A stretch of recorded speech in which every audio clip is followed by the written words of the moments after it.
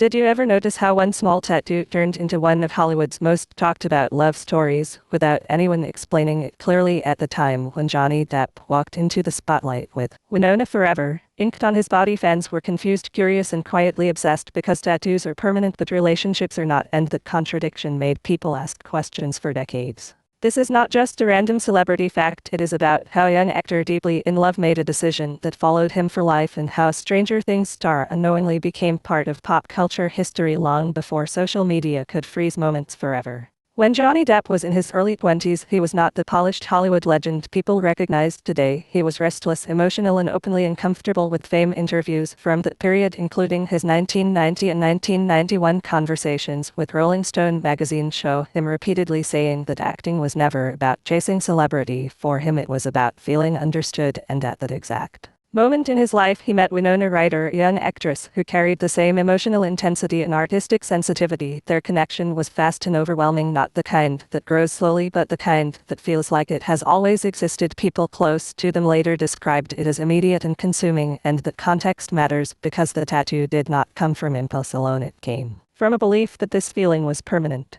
In a 1991 interview, Johnny Depp openly said that he had never felt so deeply connected to another human being before. He described Winona as someone who changed the way he saw the world, and this is not fan speculation. This is on record from print interviews conducted during their relationship when he decided to tattoo Winona Forever on his arm. It was not done for attention or rebellion, it was done as a declaration, and at the time tattoos in Hollywood were not fashion statements, they were personal symbols, especially for actors who were still building their identity. Depp himself said later that he did not believe in doing things halfway, and that love for him was either all or nothing.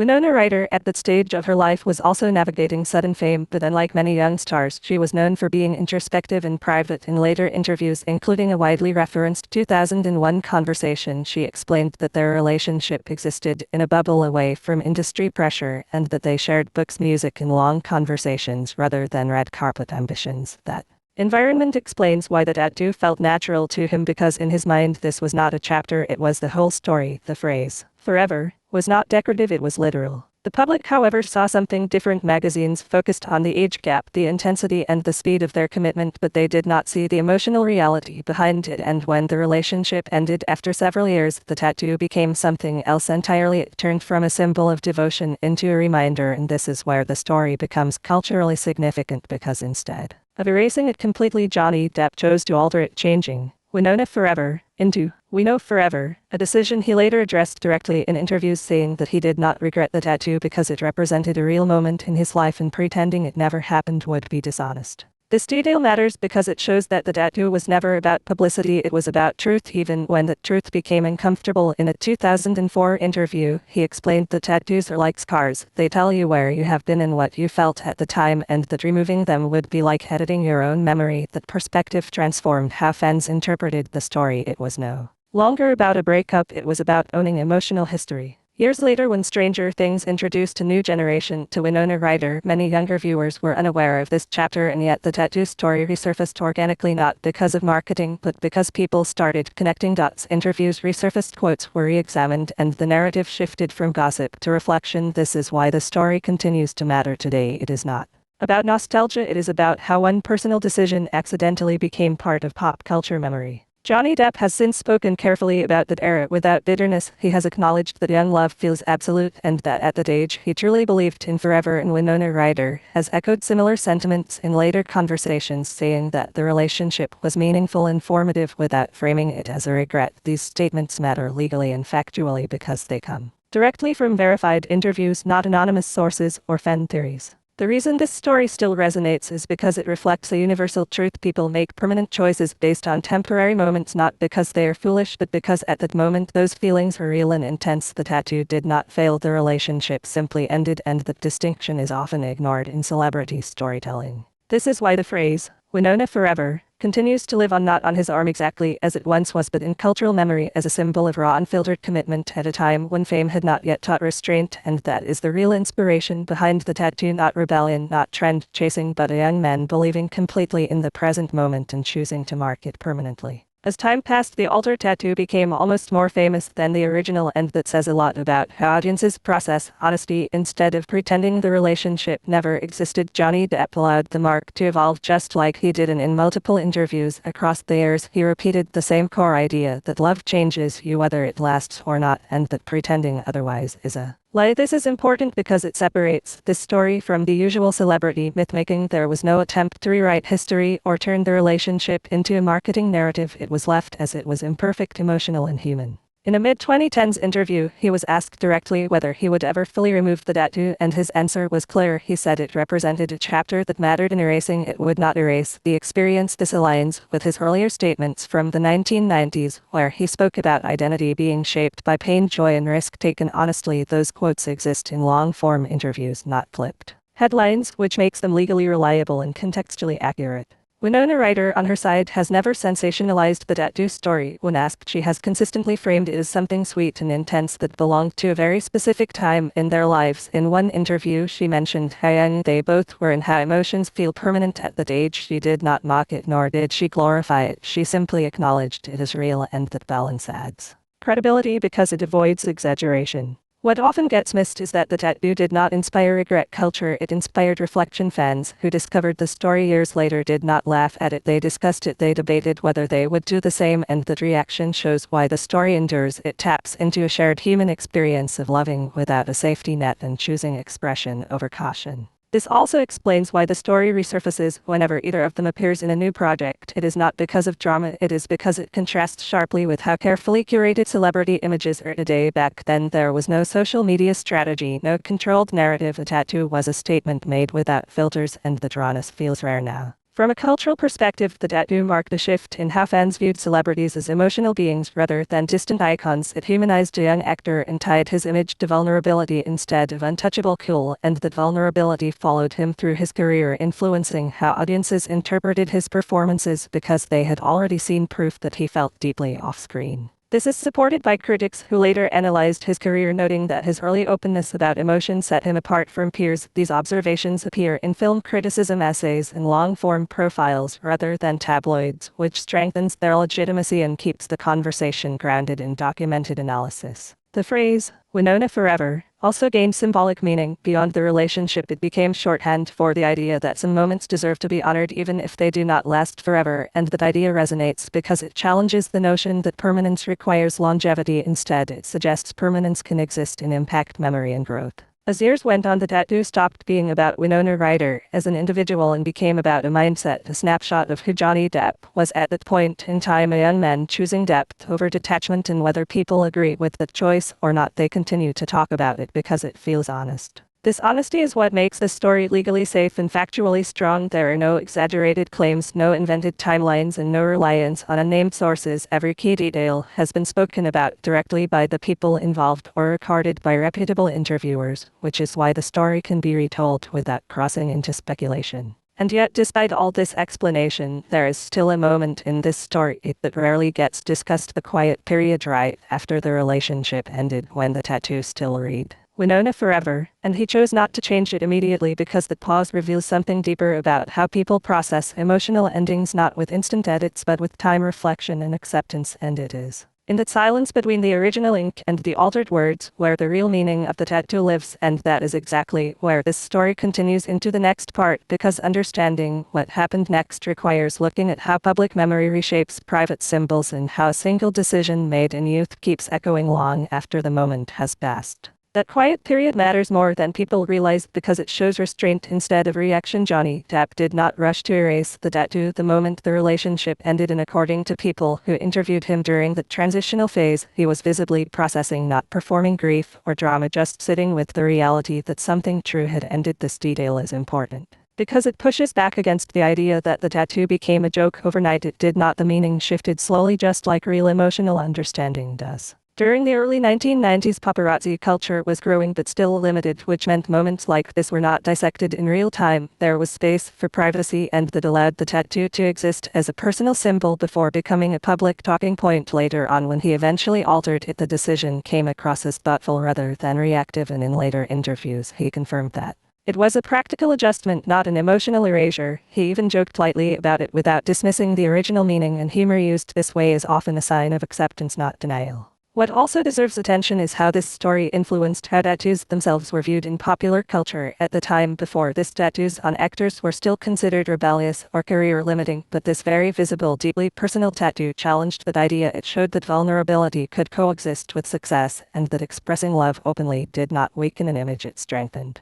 relatability. This observation has been discussed in cultural commentary pieces examining the shift in celebrity self-expression during the 1990s.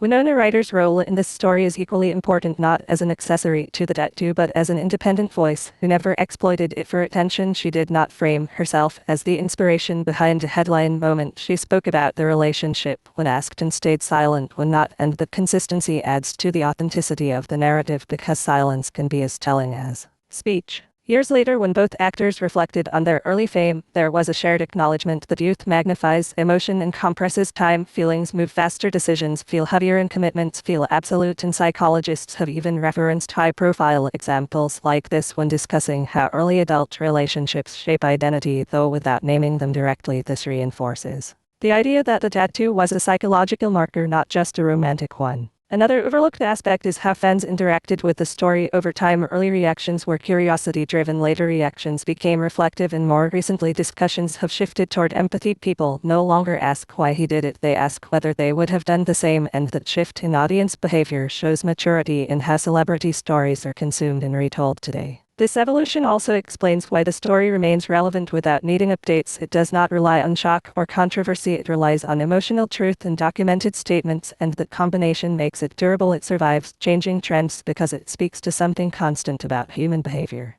From a legal and factual standpoint, the strength of this story lies in its sourcing quotes from interviews published in recognized magazines, on-record statements from both individuals, and visible physical evidence documented over time. There is no need for exaggeration or interpretation beyond what has already been said openly. This keeps the narrative grounded and responsible. As the years added distance, the tattoo stopped being frozen in the moment it was created and started being viewed as part of a longer emotional timeline, one that included growth, mistakes, learning, and acceptance, and that framing is crucial because it removes judgment and replaces it with understanding. In the end, the reason people still talk about the Winona Forever tattoo is not because it failed to last exactly as written, but because it succeeded in capturing a moment completely, and moments like that are rare, especially in an industry built on illusion. The tattoo was real, the feeling was real, and the memory remains real even as the ink changed, and that is why this story continues to resonate quietly, honestly, and without needing to be rewritten or dramatized further. There's also something subtle but powerful in how neither of them ever tried to control the narrative around the tattoo. In an era where public image slowly started becoming managed, they allowed the story to exist without correction, without spin, and without emotional outbursts. That restraint created space for authenticity, and that authenticity is why the tattoo never turned into a punchline. Instead, it became a reference point for sincerity.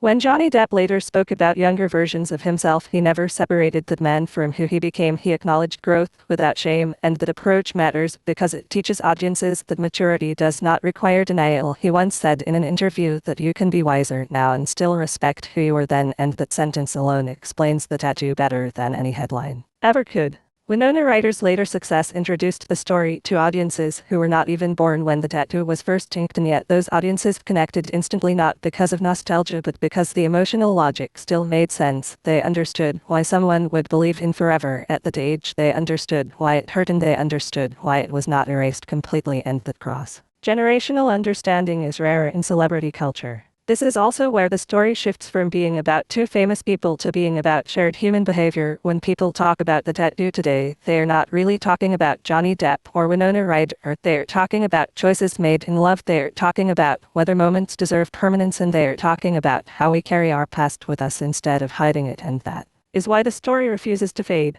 From a storytelling perspective, this moment works because it has no villain, no scandal, and no dramatic reversal, just two young people who felt something deeply and one visible decision that outlived the relationship itself. In real-life stories like that tend to last longer than sensational ones because they do not rely on shock, they rely on recognition. Every time the tattoo is mentioned in serious profiles, it is framed not as a mistake but as a symbol of emotional honesty, and that framing did not come from publicists, it came from repeated consistent statements over decades, and consistency is one of the strongest indicators of truth, especially in public life. And this brings part 1 of the story to its natural pause, not an ending but a moment of reflection, because to understand what the tattoo truly became over time, we now have to look at how public memory interacts with private meaning, how stories change hands once they leave the person who lived them, and how a single line of ink can transform into something larger than its original intention. That continuation belongs to what comes next, where the focus shifts from the moment of love to the afterlife of the symbol, and how audiences ultimately decide what something means long after the people involved have moved forward.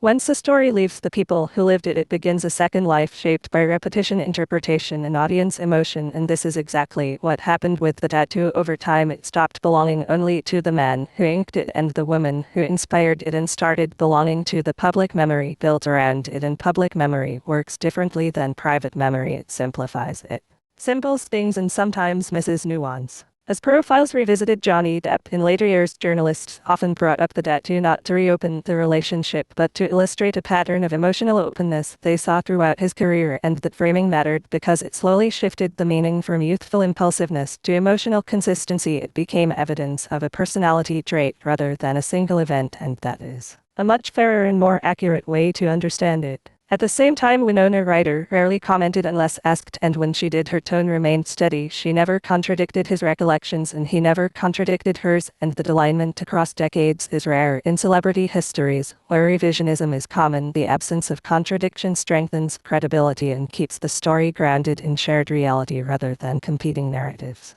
When a new generation discovered her through Stranger Things, the tattoo story resurfaced again, but this time something interesting happened. Instead of becoming gossip, it became context. Viewers used it to understand her emotional depth and his vulnerability, and that shift shows how audience behavior evolves. People no longer consume these stories just for shock, they look for meaning and connection. Cultural commentators have pointed out that the tattoo now functions almost like a case study in how symbols outgrow their original purpose. It started as a private declaration, became a public curiosity, and settled into a cultural reference, and at each stage the meaning changed without being erased, and that layered meaning is why it still gets mentioned without feeling tired. There's also an important distinction that keeps this story responsible and legally safe. The tattoo is discussed based on direct quotes, visible evidence, and consistent timelines, not assumptions or anonymous claims, and that is why it can be told cleanly without exaggeration. The facts alone carry enough emotional weight.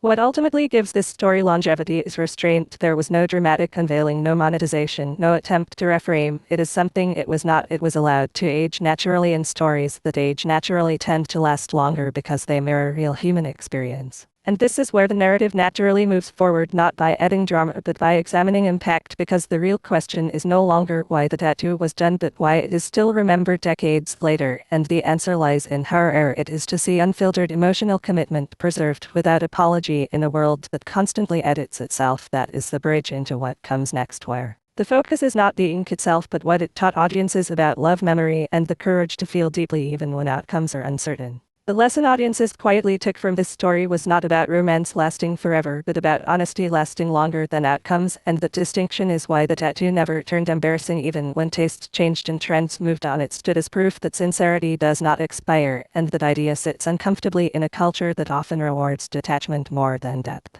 Over time, fans began sharing their own stories alongside this one, not because they wanted to compare themselves to celebrities, but because the emotional logic matched their own lives. People talked about names they once believed would be permanent, promises they once thought would never fade, and instead of shame, there was recognition, and that collective recognition transformed the tattoo from a celebrity anecdote into a shared emotional reference point. This shift also explains why the story is often revisited during conversations about vulnerability in public life. It shows that being open does not require perfection, it requires truth, and truth does not collapse when circumstances change. It simply takes on a different form, and that idea resonates far beyond film or fame. Another reason the story remains intact is because it was never exploited at the time. There were no documentaries, no tell-all interviews, and no attempts to cash in on the symbolism. The silence allowed space for reflection, and reflection preserved dignity, and when stories are treated with dignity, they tend to survive longer without distortion. Even critics who are usually harsh about celebrity mythmaking have treated this moment gently, acknowledging that it represents a kind of emotional courage that is rarely visible, especially in young public figures, and that critical respect matters because it anchors the story in analysis rather than sentimentality.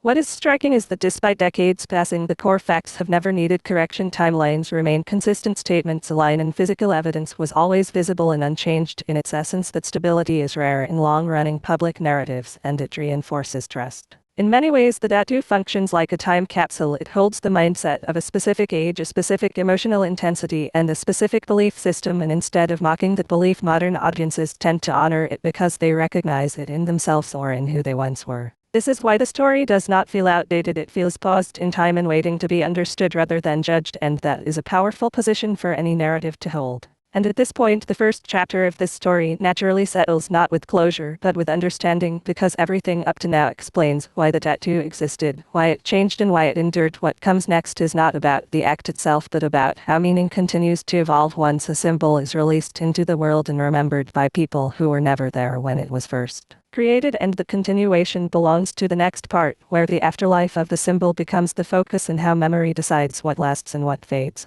By this stage, the tattoo had completed its transformation from a private promise into a public memory, and what kept it intact was not repetition but restraint. Nobody over-explained it and nobody tried to own it, and that allowed audiences to project their own understanding onto it without distortion. The idea that something can be true without being permanent quietly challenged how people think about commitment, because most stories only validate choices that last. This one validated a choice that was honest in its moment, even though the outcome changed, and that is a harder truth to accept but a more realistic one. As culture shifted toward irony and emotional distance, the sincerity behind the decision began to feel almost radical, and that contrast made the story stand out more with time, not less. It became a reminder of a period when feelings were expressed without safety disclaimers, and when people accepted the risk that came with saying something mattered forever. This is also why attempts to reduce the tattoo to a joke never fully stuck. Humor faded, but the meaning remained because it was grounded in real documented emotion, not performance, and audiences can sense that difference even years later. The afterlife of the symbol continues quietly through references, interviews, and discussions that surface naturally rather than being forced, and that natural resurfacing is usually the strongest sign that a story has earned its place in cultural memory. What ultimately anchors everything is the absence of bitterness. Neither side ever reframed the past as a mistake. They framed it as part of becoming who they are, and that framing removed blame and replaced it with growth, and growth narratives tend to age better than regret narratives.